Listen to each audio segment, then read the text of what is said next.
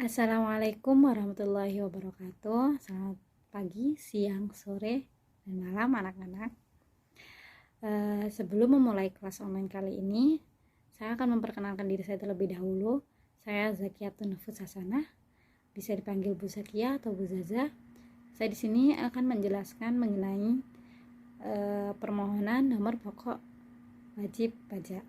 Nah, sebelum memulai kelas ini, apakah teman-teman sudah tahu mengenai pajak itu apa?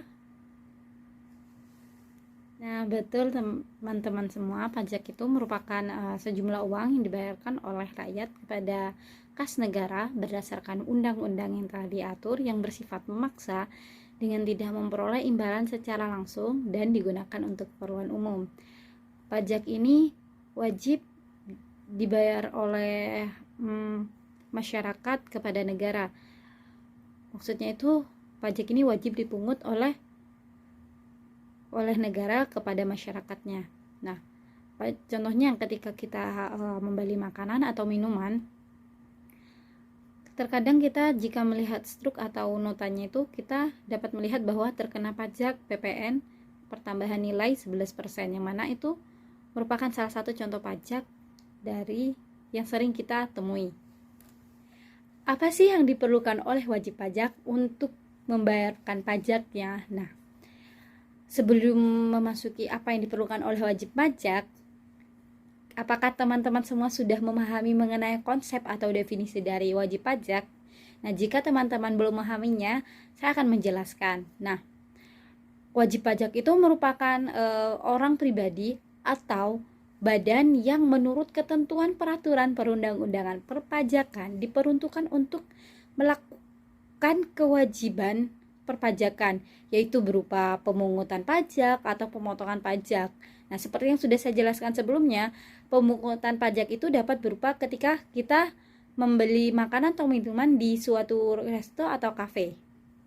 Nah, dalam wajib pajak itu ada dua, seperti yang sudah saya katakan sebelumnya, ada wajib pajak orang pribadi dan wajib pajak badan. Nah, wajib pajak orang pribadi itu merupakan orang pribadi yang memperoleh penghasilan melebihi dari jumlah penghasilan tidak terkena pajak. Nah, berapa sih jumlah penghasilan yang tidak terkena pajak? Penghasilan yang tidak terkena pajak itu ialah penghasilan yang kurang dari 54 juta per tahun. Kemudian, wajib pajak badan. Nah, wajib pajak badan ini ialah orang pribadi yang membuka usaha atau pekerjaan bebas. Jadi, orang pribadi ini memiliki usaha yang mana usahanya itu berjalan selama lebih dari setahun dan memiliki penghasilan. Nah, selanjutnya, apa sih yang diperlukan untuk wajib pajak orang pribadi dan badan ini untuk membayarkan pajaknya? Nah, yang diperlukan oleh wajib pajak orang pribadi atau wajib pajak badan untuk membayarkan pajaknya ialah nomor pokok wajib pajak. Nah, untuk memiliki nomor pokok wajib pajak ini sendiri diperlukan atau wajib pajak ini perlu untuk melakukan permohonan nomor pokok wajib pajak terlebih dahulu kepada pihak perpajakan. Nah, sebelum memasuki ke permohonan nomor pokok wajib pajak, teman-teman semua harus memahami terlebih dahulu mengenai nomor pokok wajib pajak. Nah, nomor pokok wajib pajak itu apa sih? Gitu. Nah, nomor pokok wajib pajak itu merupakan nomor yang diberikan kepada wajib pajak, baik itu wajib pajak pribadi atau wajib pajak badan, yang mana sebagai sarana dalam administrasi perpajakan yang dipergunakan sebagai tanda pengenal diri atau identitas wajib pajak dalam melaksanakan hak dan kewajiban perpajakannya, seperti halnya pemungutan pajak atau pemotongan pajak. Setiap hal pasti memiliki fungsinya masing-masing, termasuk nomor pokok wajib pajak. Apa aja sih fungsi dari nomor pokok wajib pajak? Nah, yang pertama, digunakan sebagai sarana dalam administrasi perpajakan. Yang kedua, dicantumkan pada setiap dokumen perpajakan. Yang ketiga, nomor pokok wajib pajak ini digunakan sebagai tanda pengenal wajib pajak pribadi ataupun badan. Nah, yang terakhir, nomor pokok wajib pajak ini digunakan untuk menjaga ketertiban dalam pelaksanaan penyetoran pajak dan sarana dalam administrasi pajak. Nah, selanjutnya untuk melakukan pendaftaran nomor pokok wajib pajak, seorang wajib pajak itu harus memenuhi syarat-syarat tertentu. Nah, terdapat 2 syarat dalam pendaftaran nomor pokok wajib pajak, yaitu syarat subjektif dan syarat objektif. Nah, apa sih itu syarat subjektif? Nah, syarat subjektif itu merupakan syarat yang sesuai dengan aturan yang berkaitan dengan subjek pajak dalam Undang-Undang Pajak Penghasilan. Kemudian, apa sih syarat objektif itu? Syarat objektif itu merupakan syarat bagi subjek pajak yang menerima penghasilan serta diwajibkan melakukan kewajiban perpajakan sesuai dengan aturan perundang-undangan. Kemudian, apa aja sih syarat subjektif itu? Nah, syarat subjektif itu ada 4, yaitu yang pertama, orang pribadi yang bertempat tinggal di Indonesia dalam jangka waktu 12 bulan dan memiliki niatan untuk tinggal di Indonesia. Kemudian yang kedua, badan atau usaha yang didirikan di Indonesia, baik itu oleh orang asing atau oleh masyarakat Indonesia itu sendiri. Kemudian yang ketiga, warisan yang belum dibagikan sebagai satu kesatuan menggantikan yang berhak. Kemudian, apa yang terakhir? Yang keempat, bagi wajib pajak pribadi harus memiliki penghasilan yang jika disetahunkan melebihi penghasilan tidak kena pajak, yaitu senilai 54 juta. Kemudian, apa saja sih syarat objektif wajib pajak itu? Yaitu wajib pajak pribadi atau badan yang memiliki penghasilan. Kemudian, setelah wajib pajak pribadi atau badan telah memenuhi syarat itu, syarat yang sudah saya jelaskan sebelumnya, itu syarat subjektif dan syarat objektif. Kemudian untuk melakukan pendaftaran nomor pokok wajib pajak, terdapat beberapa hal yang perlu dipersiapkan atau ketentuan yang perlu dipersiapkan untuk pendaftaran nomor pokok wajib pajak. Nah, persiapan apa sih yang diperlukan oleh nomor pokok wajib pajak pribadi? Nah, yang pertama, warga negara Indonesia, yaitu memiliki fotokopi KTP. Kemudian yang kedua, jika wajib pajak merupakan warga negara asing, maka harus memfotokopi paspor atau kartu izin tinggalnya. Kemudian yang ketiga, surat keterangan kerja dari tempat dia bekerja, yaitu baik dia wajib pajak orang asing atau wajib pajak masyarakat Indonesia.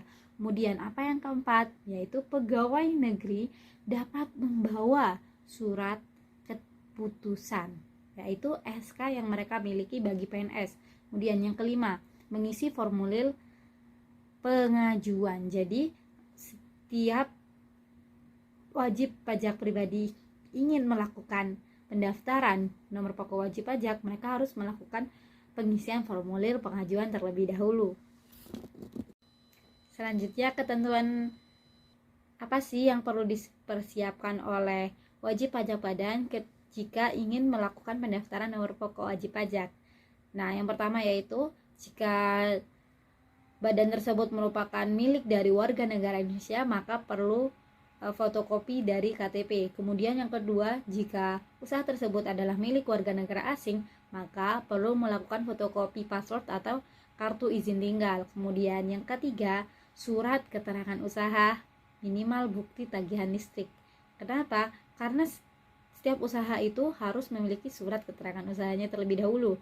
Kemudian yang keempat, surat pernyataan yang telah ditandatangani di atas meterai, yaitu surat tersebut telah menyatakan bahwa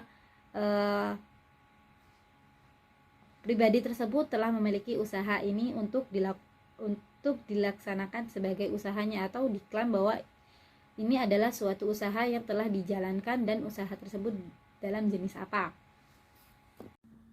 Selanjutnya, saya akan menjelaskan mengenai tutorial atau cara pendaftaran formulir atau pengisian formulir nomor pokok wajib pajak.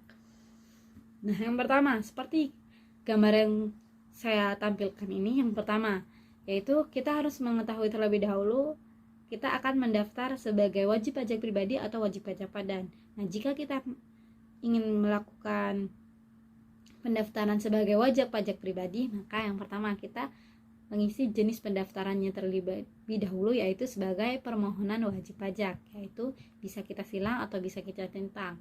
Kemudian kategorinya apa? Nah, kategori sebagai wajib pajaknya itu ada 5, yaitu sebagai orang pribadi atau wanita yang telah hidup terpisah berdasarkan keputusan hukum, atau istri dengan perjanjian pemisahan harta dan penghasilan. Yang keempat yaitu istri memilih menjalankan hak dan kewajiban perpajakan terpisah. Kemudian yang kelima, warisan yang belum terbagi sebagai satu kesatuan menggantikan yang berhak. Nah, kemudian itu, nah jika kita sebagai orang pribadi yang tidak kita masih baru dalam pendaftarannya itu, kita bisa memilih sebagai orang pribadi saja, yaitu yang mana penghasilan kita itu harus lebih dari 54 juta per tahunnya. Kemudian status pusat atau cabang. Nah, status pusat atau cabangnya itu kita bisa memilih pendaftarannya itu di mana. Jika kita wajib mengisinya sebagai, contohnya kita di sini mengisinya sebagai pusat. Nah, kemudian identitas wajib pajak. Apa aja sih identitasnya itu? Yang jelas yang pertama adalah nama. Nah, seperti yang dicontohkan ini, nama yang di dalam pendaftaran ini adalah Budi Susanto, sesuai dengan, jadi Budi spasi Susanto. Jadi kita harus memberikan spasi. Kemudian jika terdapat gelar di depannya, kita perlu bisa memberikan gelar seperti prof atau doktor. Kemudian jika tidak ada juga tidak apa-apa. Kemudian tempat tanggal lahir. Seperti yang di sini itu ada Jakarta. Kemudian tanggal, bulan, dan tahun sesuai dengan kolom yang disediakan. Kemudian statusnya ya bisa kawin atau tidak kawin. Di sini Budi Susanto ternyata sudah kawin. Kemudian kebangsaan. Nah, ternyata kebangsaannya itu bisa asing atau Indonesia. Nah, karena Budi Susanto adalah masyarakat Indonesia, jadi dia memilih kebangsaan Indonesia. Dengan kemudian diisi nomor NIK. Jika Budi Susanto merupakan warga negara asing, maka dia perlu mengisi negara asalnya di mana dan nomor paspor yang tersedia di paspornya. Kemudian nomor telepon atau handphone. Nah, kemudian jika Budi Susanto ini memiliki email, maka dapat diisi emailnya. Begitu pula bagi wajib pajak orang asing. Nah, kemudian sumber penghasilan. Nah, di sini tuh Budi Susanto sumber penghasilannya itu ada beberapa kan di di formulir pendaftarannya ini terdapat beberapa sumber penghasilan, yaitu yang pertama ada penghasilan dalam hubungan kerja, kegiatan usaha atau pekerjaan bebas atau lainnya. Nah, yang penghasilan dalam hubungan kerja ini ada PNS, pensiunan, pegawai BUMN atau BUMD, ada pejabat negara atau daerah, TNI atau Polri, pegawai swasta, pegawai badan publik, pekerja pada pemberi kerja yang tidak termasuk sebagai subjek pajak ataupun KLU. Nah, kemudian Budi Susanto ini merupakan seorang memiliki kegiatan usaha. Nah, usahanya itu ialah menjual pakaian. Kemudian merek dagangnya ialah toko muslim. Dan dia itu ternyata memiliki karyawan. Maka jika dia memiliki karyawan, dia perlu centang. Jika tidak memiliki, maka tidak. Yang perlu dicentang adalah tidak. Kemudian metode pembukuannya itu bisa menggunakan pembukuan atau pencatatan. Nah, sumber penghasilannya ini harus diisi salah satu. Harus diisi salah satunya. Entah itu, pokoknya harus diisi salah satu dari keempat.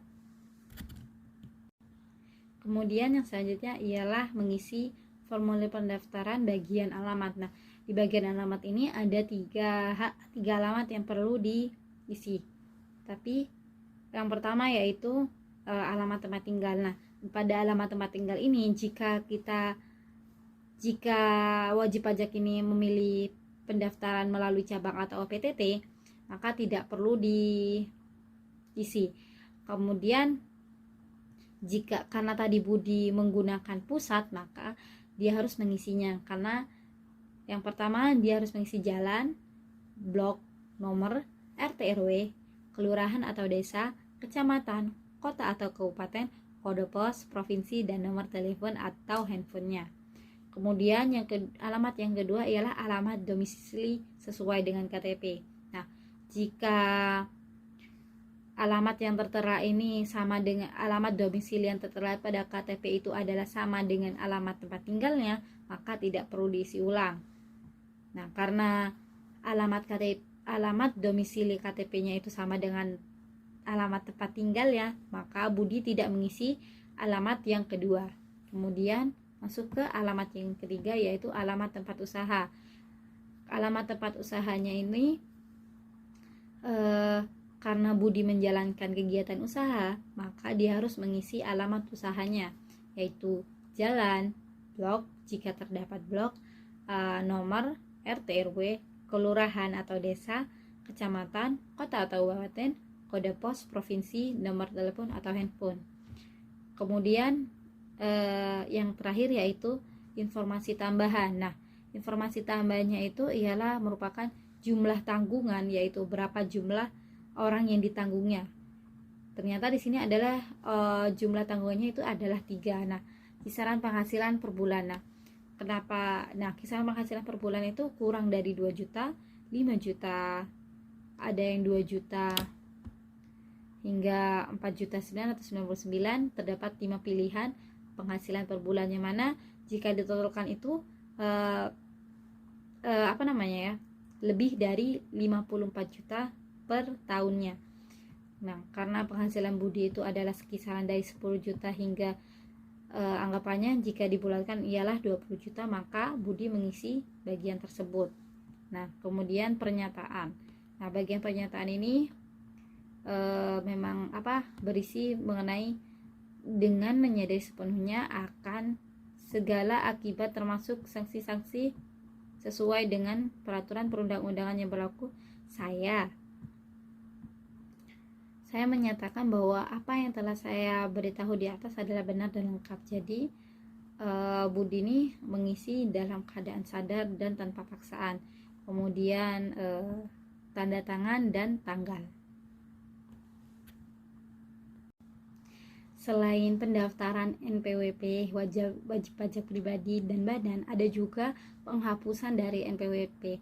Kenapa sih penghapusan NPWP ini diperlukan? Nah, penghapusan NPWP ini bisa dilakukan oleh wajib pajak ketika wajib pajak sudah tidak memenuhi kriteria subjektif dan objektif nomor pokok wajib pajak, seperti yang sudah saya jelaskan sebelumnya, yaitu syarat subjektif dan syarat objektifnya. Kemudian permohonan penghapusan nomor pokok wajib pajak ini dapat dilakukan ketika wajib pajak berada dalam kondisi sebagai berikut, yaitu yang pertama, wajib pajak orang pribadi meninggal dunia dan tidak menghilangkan warisan. Kemudian yang kedua, wanita kawin tidak dengan perjanjian pemisahan harta dan penghasilan. Kemudian yang ketiga, wajib warisan yang belum terbagi dalam kedudukan sebagai subjek pajak sudah selesai dibagi. Kemudian yang keempat, wajib pajak badan yang telah dibubarkan secara resmi berdasarkan ketentuan-ketentuan peraturan perundang-undangan yang berlaku. Kemudian yang kelima, bentuk usaha tetap yang karena suatu hal kehilangan statusnya sebagai bentuk usaha tetap. Kemudian yang terakhir yaitu wajib pajak orang pribadi lainnya selain yang dimaksudkan pada angka 1 dan 2 yang tidak memenuhi syarat lagi untuk dapat digolongkan sebagai wajib pajak. Nah, pelaporan penghapusan nomor pokok wajib pajak ini harus dilakukan di kantor pelayanan pajak atau KPP, yang kemudian penghapusan nomor pokok wajib pajak ini dilakukan oleh Dirjen Pajak. Nah, Dirjen Pajak ini harus melakukan pemeriksaan dokumen terlebih dahulu sebelum melakukan penghapusan nomor pokok wajib pajak tersebut. Nah, kemudian dengan memberikan keputusan tersebut atas permohonan penghapusan nomor pokok wajib pajak tersebut dalam jangka waktu 6 bulan hingga 12 bulan. Nah, untuk teman-teman semua agar lebih paham mengenai materi yang telah saya jelaskan, teman-teman dapat scan barcode di sebelah ini, yang mana jika Anda scan, Anda akan langsung masuk kepada LKPD mengenai permohonan nomor pokok wajib pajak. Kemudian setelah Anda mendengarkan penjelasan dari saya, yaitu dari penjelasan video ini, kemudian Anda telah memahami materi dari LKPD tersebut, Anda dapat melakukan menilai, mengevaluasi pemahaman diri kalian mengenai permohonan nomor pokok wajib pajak dengan men-scan barcode tersebut, dan scan barcode tersebut akan masuk pada kuisis mengenai nomor pokok wajib pajak. Setelah melewati beberapa tahap, yaitu dengan mendengarkan penjelasan saya dan mendalami pemahaman lagi melalui pemahaman lembar kerja peserta didik mengenai permohonan nomor pokok wajib pajak, dan mengevaluasi pemahaman diri dengan melakukan pengujian kuisis, maka dengan ini saya mengakhiri penjelasan saya mengenai permohonan nomor pokok wajib pajak. Sekian, terima kasih telah mendengarkan penjelasan saya. Kurang lebihnya mohon maaf. Wassalamualaikum warahmatullahi wabarakatuh.